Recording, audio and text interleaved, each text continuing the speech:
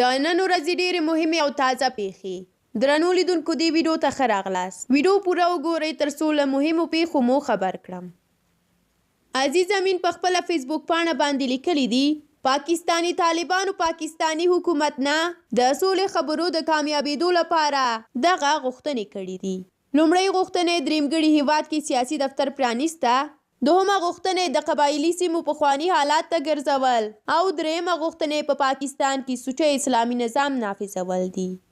عبدالحق عمري لیکلی دي توریالی همت چې پخوا د مجاهدینو پر مهال د استاد سیاف اتحاد ګوند کې و او د طالبانو لومړۍ دورې څخه وړاندې او د داخلي جګړو پر مهال ISI ورته د ډرونټي بند د ویجاړولو طرحه ورکړې وه چې بیا خپل کار کې ناکامه شو. اوس د طالبانو راتګ سره یو ځل بیا کابل ته راغلی دی.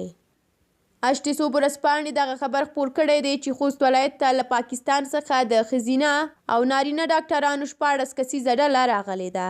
ټاکل شوې ده چې دغه ډاکټران د سترګو د ناروغانو درملنه وکړي.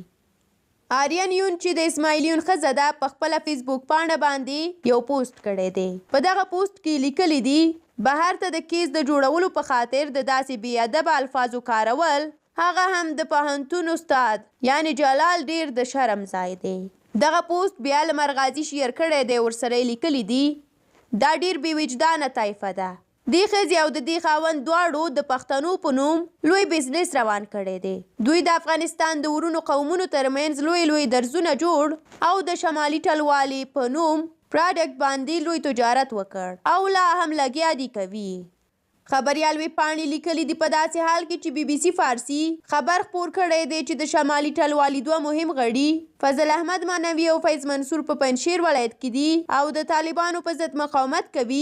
خو د ایران معتبر خبري اژانس تصنیم دا خبر رد کړی دی او ورسره یې ویلي دي چې دوی ته معتبرو سرچینو منلې ده چې مانوي او منصور په تاجکستان کې دي.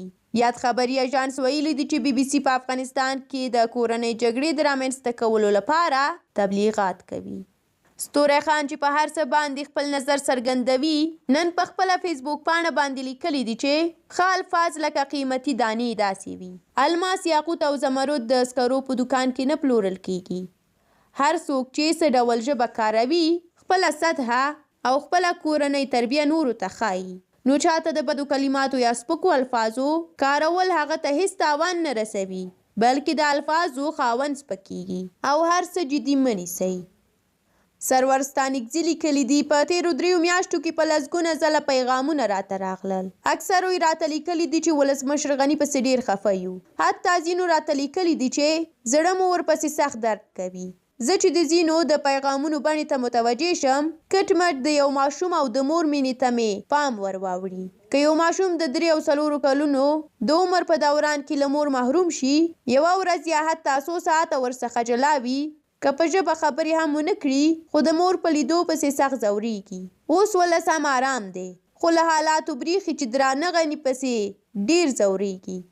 هسې ما ویل د غني او د ولس ترمنځ د مینې لامل یوازې د غني وطن پالنه کیدلی شي. طالبان دې هم د وطن سره له زړه مینه وکړي خدمت دې وکړي چې د ولس مینه په همدې حد ورسره ډېره شي.